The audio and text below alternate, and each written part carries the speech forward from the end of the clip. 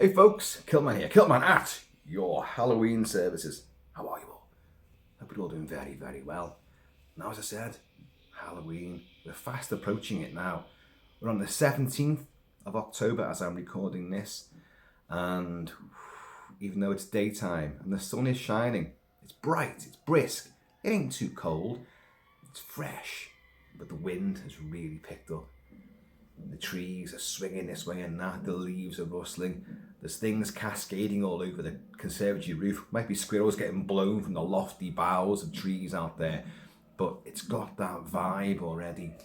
Now, with that in mind, I'm gonna have to step up a bit now on the channel and really get the horror stuff out there. Done a fair bit already. I've not been remiss in that department, but now we need to really start bringing things right to the fore. And you think about horror movies, well, the visuals, the story, that's the meat on the bone, ready to be eviscerated. But the dressing, the sauce, is the music. Without the music, the visuals in a horror film often don't amount to diddly squat. The age-old adage everyone says is, you imagine Jaws without the music. It's a perfectly apt point. It wouldn't work. The music is what makes it. There'll be some exceptions to the rule. Some films which don't rely upon that and are powerful enough to get by on the visuals alone and the storytelling and the acting. But if you want to put an audience into a mood of unease, of vulnerability, of shock, of distress, of anxiety, the music is what really, really seeps into you, gets onto your bones, gets into your soul, stifles your heart. Whoa, that's really where it's at. So, and you guys know I'm a massive fan of movie soundtracks. So I thought, in this run-up now to Halloween, we'd have a little look at some of the scores to certain movies. Some will be obvious, some maybe not. And I think I have, in all honesty, done something very similar in the past, playing terror tracks or something like that. But anyway, we're going to do it all over again, because what the hell? So I thought, where better to start than with The Shining? Oh dear God. I know some people don't like The Shining, Stephen King being one of them, obviously, but I love it. Kubrick's movie is a masterpiece of tension, of unease, of fracturing mental awareness and putting you into a deep, dark place of fear and dread. The implosion of a family unit, cabin fever going stir crazy. You're in a haunted house in the middle of the mountains in a blizzard. You're cut off, you're isolated. Your only hope of survival lies in the magical Negro.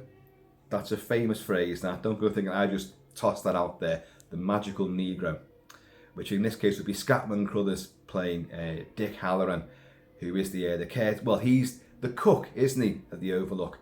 But he knows that little Danny, that's Jack and Wendy's son, Danny, has, you got the shining, he says to him, because the two of them are telepathic. It's a clever idea. Something that I really want to come on to in like another video as well. The whole thing about the Shining being part of a subjugated race, an ethnic minority, or a child who is always overlooked or downtrodden and put in his place. Telepathy seems to breed in people that need to keep quiet about what's around them and what's persecuting them. And that's been a lot of fiction, a lot of movies, and that theme is prevalent, of course, in The Shining. You got the shining. And of course, poor Dick Halloran and Scatman Crothers, who is the voice of Hong Kong Phooey, he has to go away, then he realises that Danny's in trouble, and he makes that cross-country odyssey. Hundreds of thousands of miles, driving in a snowcat, flying, goes through the blizzard, finally gets there, gets an axe in his chest for all his troubles. What the hell was that for? I've gone back and forth over that many times. Oh, it's just pointless. Why did you do that? In the book, he lasts longer. You know, that's not the outcome that Dick Halloran has. But I prefer the movie to the book for lots of different reasons, which I have gone into in the past. But he's a catalyst for the movie, and if anything, he and Danny are the heartbeat of the movie. But I'm digressing. I'm going too far into the movie itself. Something I've already discussed many times. But it's the music and how the music plays such a key element in putting us in a place of pain, fear, and anxiety and isolation. Wendy Carlos famously did the soundtrack for this. Wendy Carlos was a pioneer, late 60s, early 70s, with the Moog synthesizer. Something, of course, that John Carpenter would get into as well, and other composers. But experimentalism, postmodern music composition, she's wonderful. The stuff she's created for this is incredible. And we're going to look at a couple of tracks there, but it isn't just Wendy Carlos. You've got the likes of Ligeti, Penderecki, got Bela Bartok, and these, again, they're modernist sorts of composers who would sort of twist and turn classical compositions and the old vernacular and voice of the orchestra in classical terminology and really bend it round and contort it and mutate it into crazy new sounds of discord, of tonal versus atonal dissonance, and really set your teeth on edge and your nerves are jangling and your sphincter are tingling. But it works. Whether you like these sorts of music divorced from the visuals, that's another thing entirely, but accompanying the film itself, it works. Because Penderecki's stuff had actually been used in The Exorcist as well, and Kubrick re-brought it in. Polymorphia is what plays out a lot in The Shining, and you'll probably hear bits of it in this. And I've put Bela Bartok's music for strings, percussion and celesta in here as well. But the main two I want to talk about is the opening titles and the two tracks, The Shining main title by Wendy Carlos and Rachel Elkind, and of course Rocky Mountains itself by Wendy Carlos. Both one plays into the other as Jack, Wendy and Danny are winding their way, supposedly heading through the Colorado Mountains, the Rocky Mountains, but they're not. They're actually up in Glacier National Park in Montana. But I've covered all that before as well, and you've got the big swooping camera shots and all that, and it's wonderful stuff. We'll come on to that. But you're hearing eeriness from the other composers here as well now, and the dissonance and the craziness. But let's get into a bit of Penderecki's Polymorphia.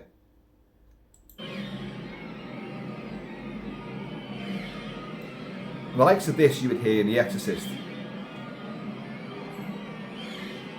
Can you imagine being in the orchestra playing this? He wants me to do what? He wants you to bite through the strings and then stab the tuba player in the back of the head. What?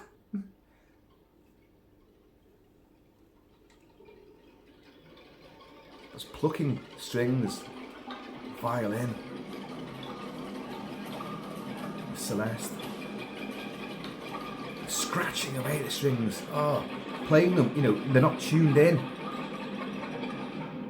The likes of Joe LaDuca would copy that sort of thing for The Evil Dead and Evil Dead 2.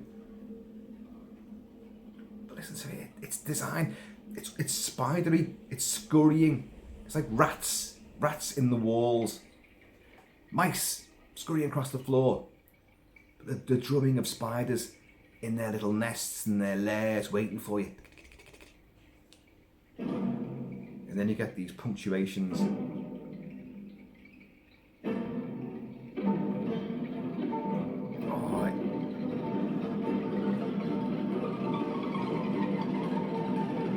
Descending. You can get the impression of looking up and seeing something coming down towards you with multiple legs.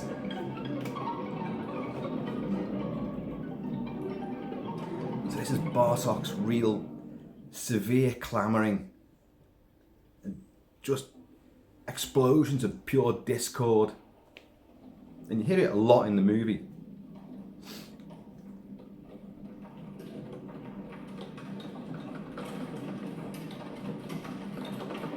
You see, like people who love normal music, sweeping melody, harmony, everything works together.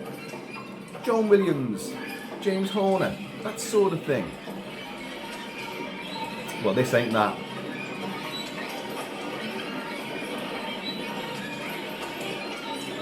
So you'd have people going like, "Don't just turn that off." Yeah, I can understand why. But in the course of the movie, you're inside one fractured mind which is completely just being possessed by everything else around it, and then innocent minds just trying to find a way out and trying to comprehend what's happening. Visions are assaulting them. Room 237. Ooh, you want to go in there? Speaking of Room 237, here is a piece of music from Wendy Carlos called, well, I've seen it called various things. It's Heartbeats and Worry on here, but I've seen it called The Shining Heartbeat as well. And this is associated with Room 237. Danny will go there. Obviously, Jack will go there. Listen.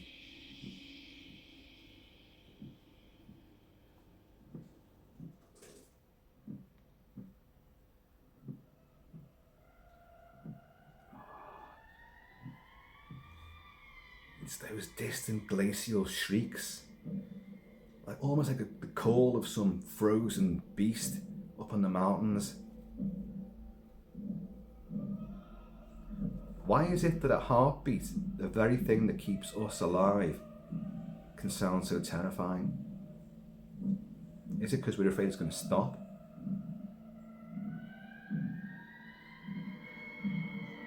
Or is it that this is not our heartbeat?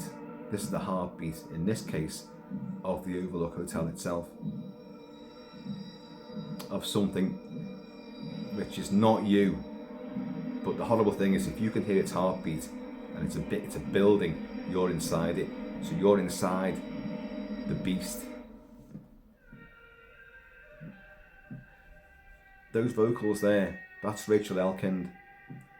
She was a composer as well, but for in the case of The Shining with Wendy Carlos, she would supply a lot of these really strange ululations and shrieks and moans, which would obviously be manipulated and sampled and changed around, contorted within the fabric of electronic music.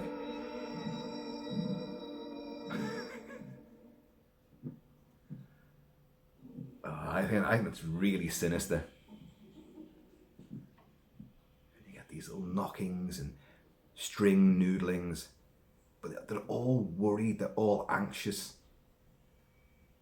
The thing about these composers like Ligeti, Bela Bartok, Penderecki, a lot of people have said that they were poking fun at classical composers and like mocking them by subverting their styles and standards, taking away all the lushness and the melodious qualities and just spiking things up.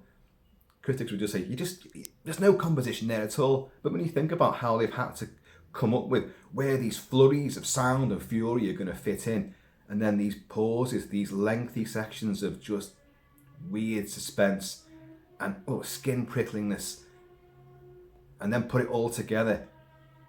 It's crazy. It's crazy.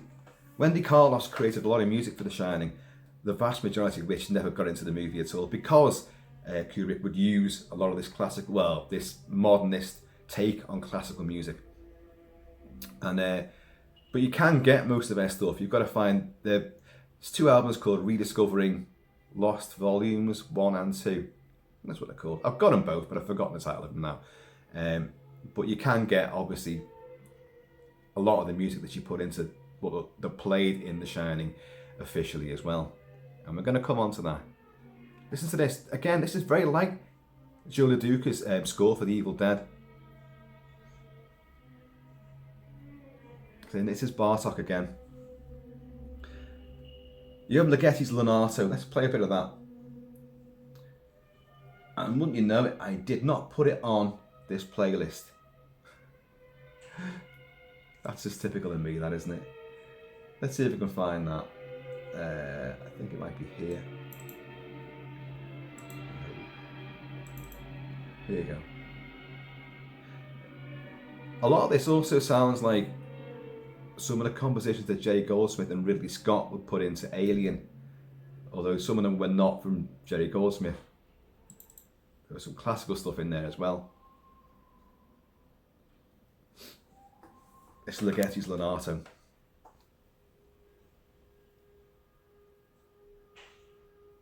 You hear those weird crashes, scrapings outside. That's not this, that's the weather doing its thing out there.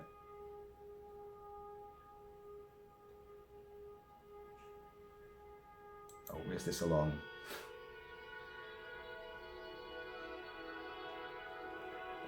Absolutely none of the music in The Shining is lush or beautiful. You've got some stuff from the Gold Room, obviously, some old big band stuff playing, but that's all ghostly echoes from the past anyway. Even this, which is relatively peaceful, it's still sliding across, you can tell it's sliding down ice. The whole score is cold, it's bleak, it's inhospitable, and it's very, very isolating. Its design is to make you feel vulnerable and alone, and it works. Move along a bit. It's just raised up a bit here.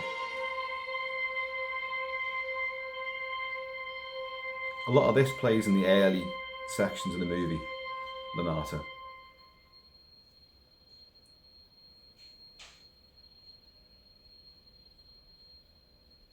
I don't know if you're picking up this, there's scrapings beneath this, almost like the scraping of reeds, and then this sort of slow undercurrent, a rumble. You hear that? So it's like something in the basement with raspy breath can be heard. Yeah.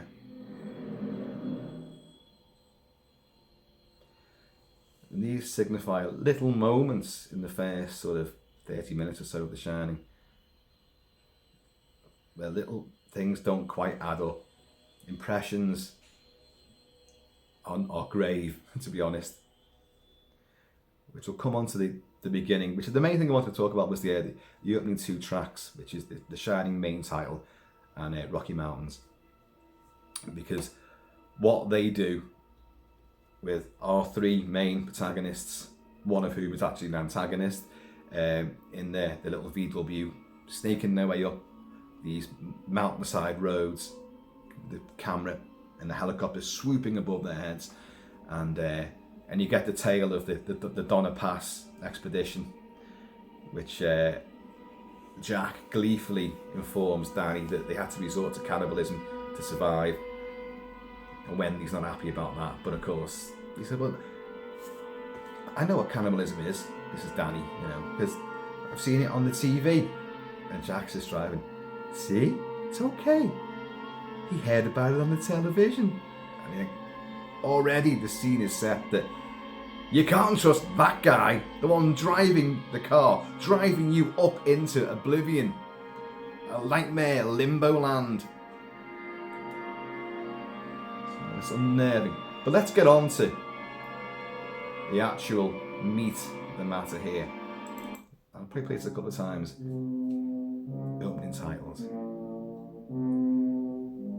It's Dies Irae, the old Catholic Mass, which was itself a subversion of Gregorian chant. Dies Irae, Day of God, Day of Wrath, when everything turns to ashes. Judgment Day, basically. And our three characters are heading unknowingly to their own judgment. You've heard this in 1,000,001 movies, TV shows and whatnot. Dies Irae. I love it. It is the single most ominous piece of music I can imagine. And yet it was done for a Catholic Mass. Having said that, this is Hector Berlioz's interpretation of it, which Wendy Carlos has incorporated, which itself is a sort of subversion of what the Dies Irae was. But this is what we hear a lot, predominantly now, in movies and on soundtracks. what's so spectacular about it is these little synthesized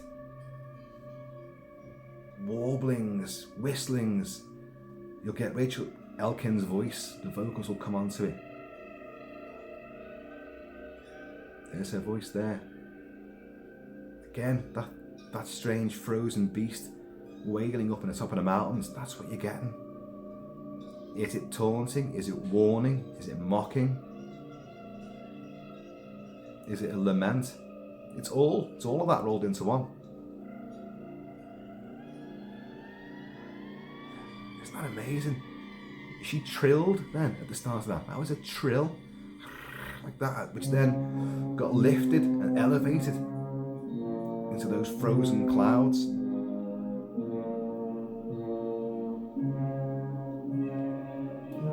You know what?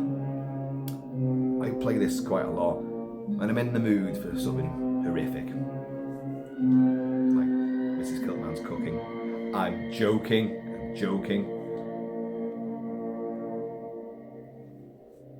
But I play this and it fills the mansion with this sense of, it could be a summer's day, baking hot, but I'm in the mood for something dark and nihilistic and scary. This goes on. Suddenly you're cold, you're freezing. And that electronically modified vocal. God, wherever you are, you could be in the middle of it. If you've got your earphones on and you're sitting in a crowded pub, as I sometimes am, listening to music, a bit like a reversal of going into the gold room. I could be in a crowded pub. I put this on and everyone just evaporates. They're gone. And I begin to chill. Come on, why? Why would you play that? Why don't I just get up and talk to someone? Sometimes I'm in the mood for this sort of thing. And I think it's spectacular, sepulchral, and in a way, celestial. Now this is Rocky Mountains. The main title which you just heard segues into this. It's still the same drive up the mountains, but this is where we're going to go in the car and we're going to meet our three main characters. And he will talk about the Donna Pass incident. So this will play underneath a lot of dialogue as well. This is Wendy Carlos again. And again, there's just these long, deep, but lonely chords and tones, oscillations. It's bleak. It's just saying, you're lost. Whatever you came from, all them miles back, that's gone. Because where you are now, it's paradoxical limbo, and not a good one. You're now in a maze, a labyrinth of pain and fear. Welcome! Room 237 awaits. I've got the key to it there, actually. There's the key to room 237. So again, it wavers, it warbles. But it's cold, it makes you feel cold. So again, what I'm saying about movies, which whatever they put in, whatever the director can produce from his actors, whatever staging of his set pieces and the story he's trying to tell, he, she, they trying to tell, that's all well and good. But the icing, literally, on the cake with this is the music. This is what sets the tone. This is what puts you in that vehicle with them, travelling up to destiny. It's what will propel you along the corridors of the Overlook Hotel, put you in the mindset of those characters. Oh, it's deeply, deeply unnerving, isn't it? Or as some people would say, oh, it's just creepy. It's weird, it's creepy. A bit like you. There's nothing weird or creepy about me, is there?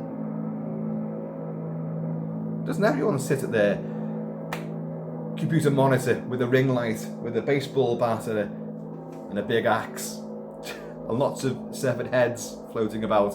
Isn't that normal? See, that's terrific. We're going to play it again.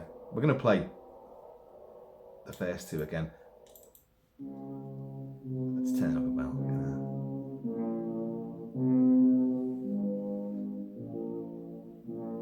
See, deep, sort of brass intonation. It's not. It's a moog that's doing it. It's ponderous.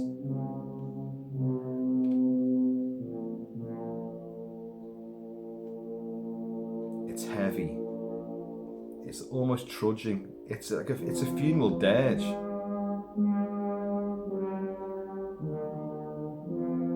Only, who's the funeral for?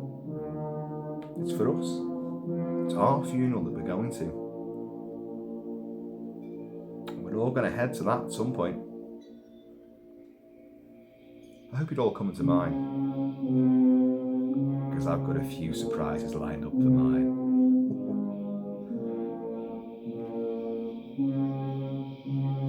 I won't be dead. That's the main surprise. Woo! Fooled you all.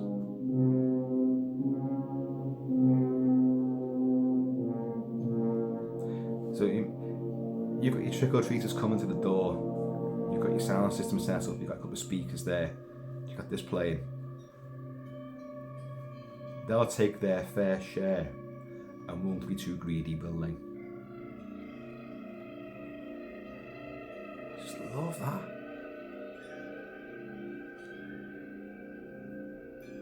I'd love to see footage of Rachel Elkin doing this. It may exist, I don't know. And it's almost like tapping again, like frozen strings, encrusted with ice, just tapping them, and the ice is dropping out onto a cymbal. That's what it sounds like. Ching, ching, ching. Little minute cascades. And then...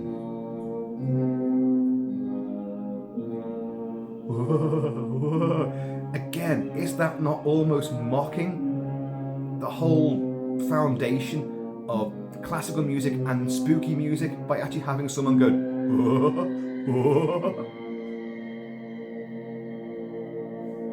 Sadly, I mean, they may laugh, but it may be mocking, but there's absolutely no mirth or merriment in that.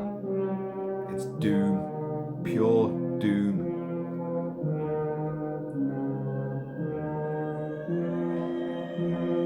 Next time you're driving in the mountains, put this on. Get out! Turn the car around. I'd have a job because I can't drive. So I'd be stuck there. I'll tell you what, if I was stuck in the Overlook Hotel during a blizzard, I would learn how to drive a snowcat pretty damn quickly.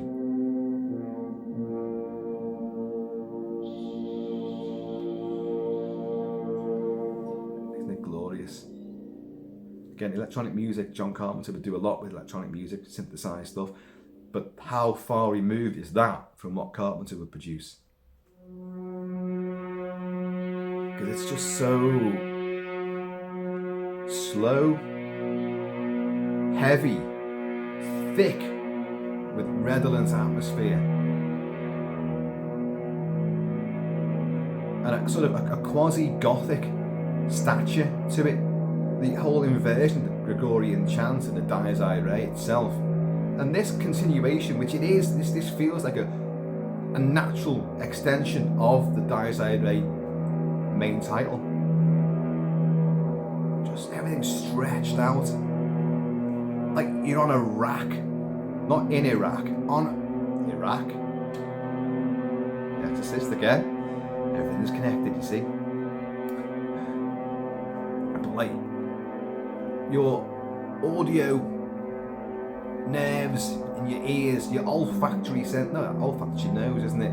Your audio sensory apparatus is being stretched out, and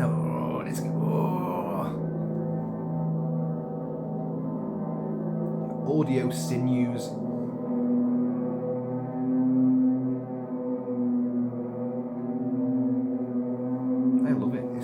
believable at all.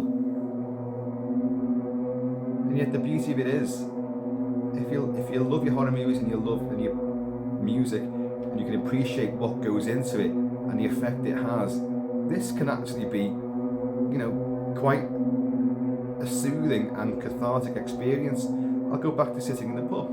I trust me, I will be going back to the pub to sit there with music very shortly, with the music on, and I watch life happen around me, and the people who come up and try to talk to me when I've got my earphones in, which I've said before, I despise that. If I'm sitting in a corner with my earphones on, I'm looking at my phone or whatever, that should be a signal saying, don't come near Kilt-Man. He's busy. He's doing his housekeeping on his phone, listening to music. Leave him alone. Just put a whiskey in front of him and then run away quickly. That isn't the case. People just sit down and start talking to me, but sometimes I just love to be in that sort of moment of reverie. Life is happening around you, but I've got this playing. I've been transported and maybe witnessing people going about their everyday stuff, gossiping, drinking, farting, whatever. But I'm in a different place altogether. And it's beautiful. Imagination is the most powerful thing that we have. And to use it creatively, or just as a means of liberation and freedom for yourself, that should never be taken away. Isn't it funny how people, I go off on tangents here, how people who are incarcerated, be they murderers, be they prisoners of war, be they hostages, everything's been taken away from them. They've got no food, no water, no comfort. They've been beaten or whatever. They're lying just, frightened, terrified in a ball, in a cell, in a darkened room, in a dungeon. But the mind can take you anywhere. And all the ones who've survived that sort of thing have said that in that downtime, they're not being interrogated or beaten or persecuted, their mind soars. Now for me, sitting in a boozer with the earphones on, with this, I've been transported. Even just now, sitting here talking to you, hearing this and talking about it, I've been relocated. I am driving up to the Overlook Hotel. In fact, I'm now in the Overlook Hotel.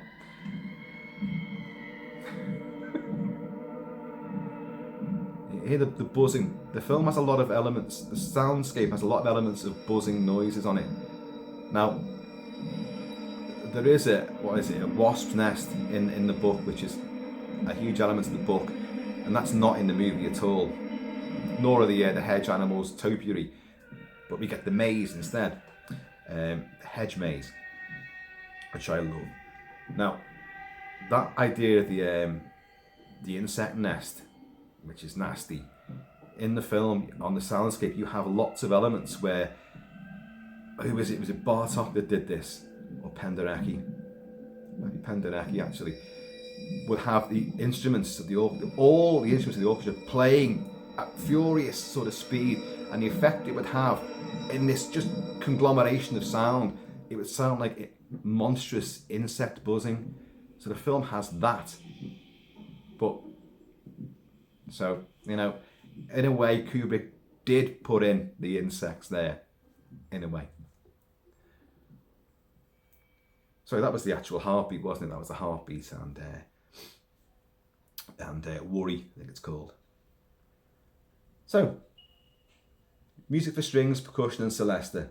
This is Bartok again.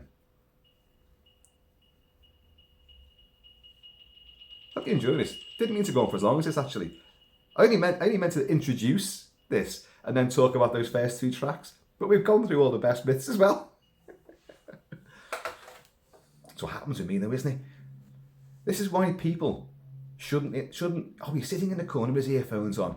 I'll go and talk to him. Because when they do talk to me, they soon wish they hadn't, because I don't shut up then. Once you get me to talk, that's one thing. Getting me to shut up is another. I can't even shut myself up, for God's sake.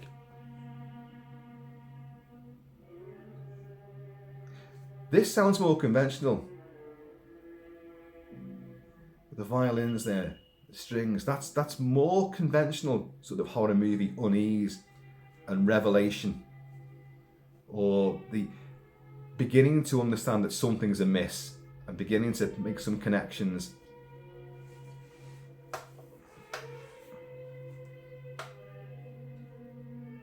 You got the shining.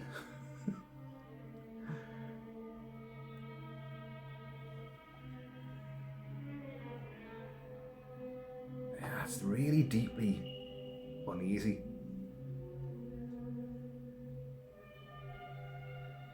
The strings just spiral.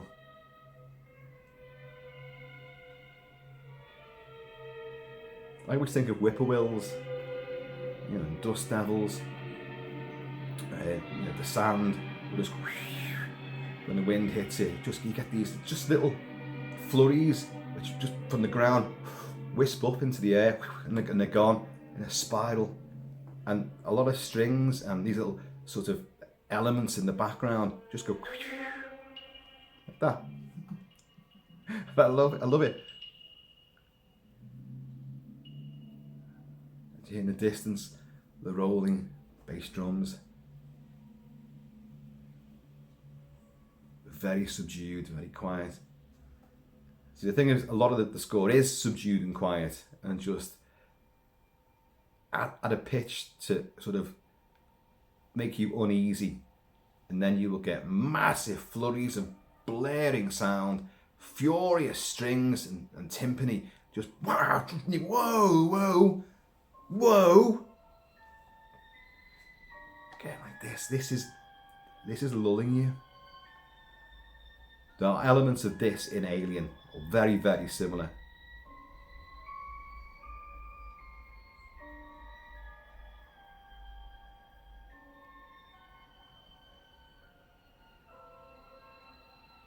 It gets you, because you know this ain't gonna last.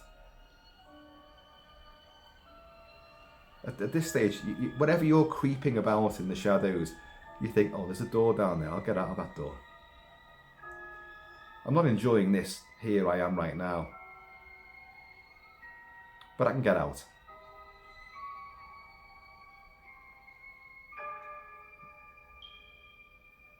Uh-oh. Is there something here beside me?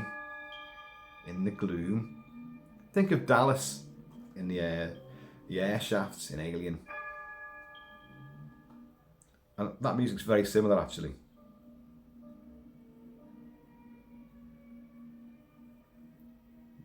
Changing up a bit now.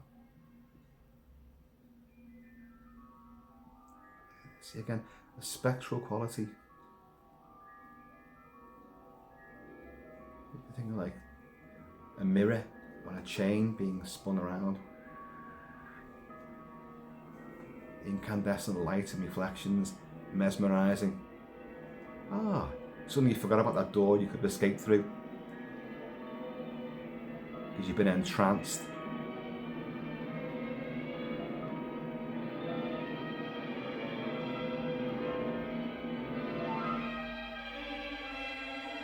Should have got out that door.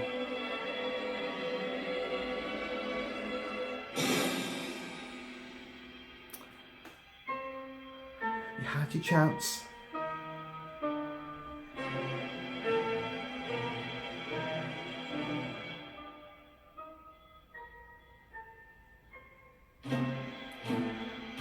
Weird percussion. It's almost trying like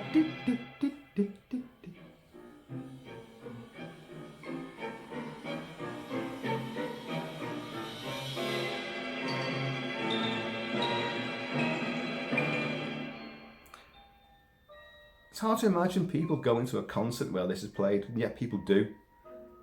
I love it, but does that many people love it? To sit there all together? Yeah, and we go, yes. Making their critical notes for whatever highfalutin journalistic magazine or newspaper they write for, in their critic circle. Yes, I heard that man. The Kilt mentioned whippoorwills. I think I'll use that. The strings made whippoorwills out of tension and unease. Yeah, it's my line.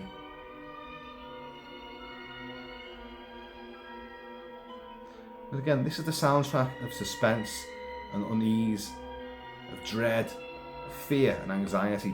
It's highly paranoid, of course, as well.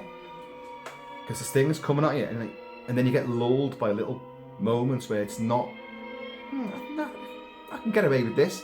And then you get whang, you know. And then the little sort of childlike lullaby, so it's like an infant's pudgy fingers playing on a xylophone.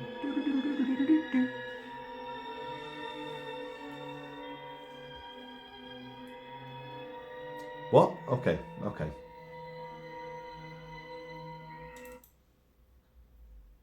It's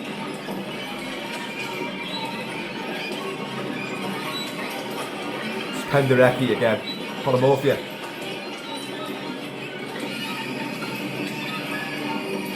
So again, you think of all those critics in the chamber while this is being performed. Like that.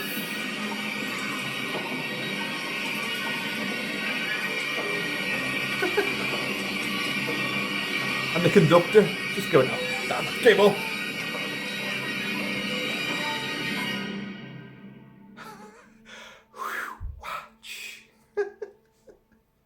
I love that sort of thing though. Love it.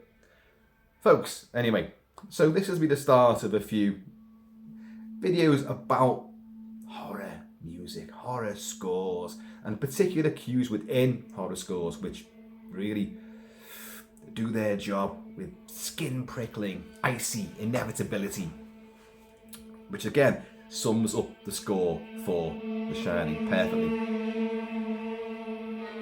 Something tells me it's not over yet.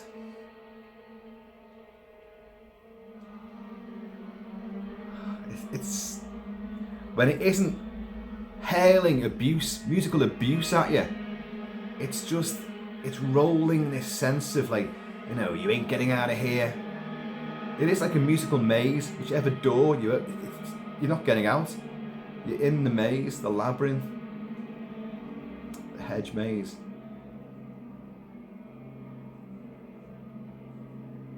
And this does play out throughout a lot of the end of The Shining.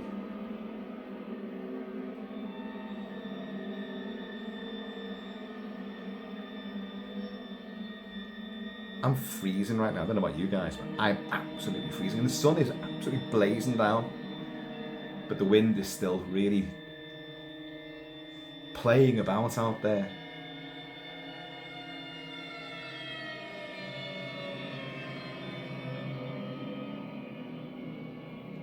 That was like the siren of the emergency services who've just given up on coming to rescue you. You hear it coming, you think, ah, the cavalry's here, and then you hear it slow down, and then it recedes because they've just gone, sorry, you're on your own.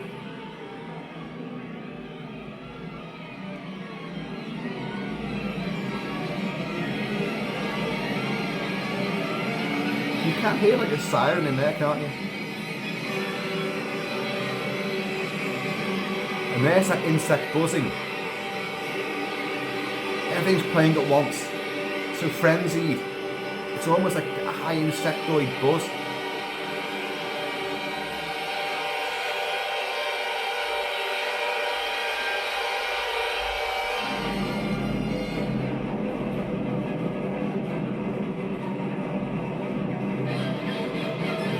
The cello, you know, it's being disemboweled. They're plucking the strings as well.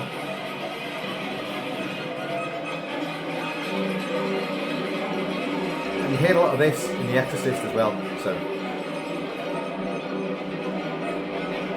So two movies to replace them on there.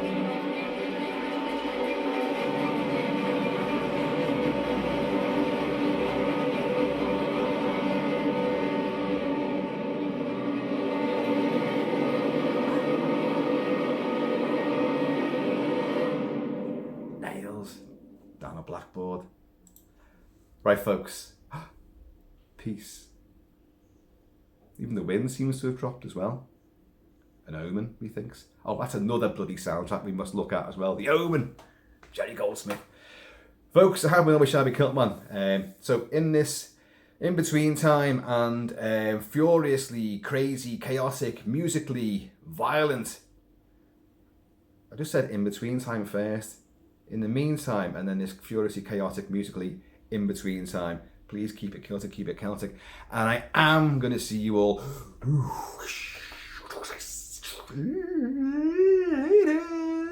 Because I got the shining.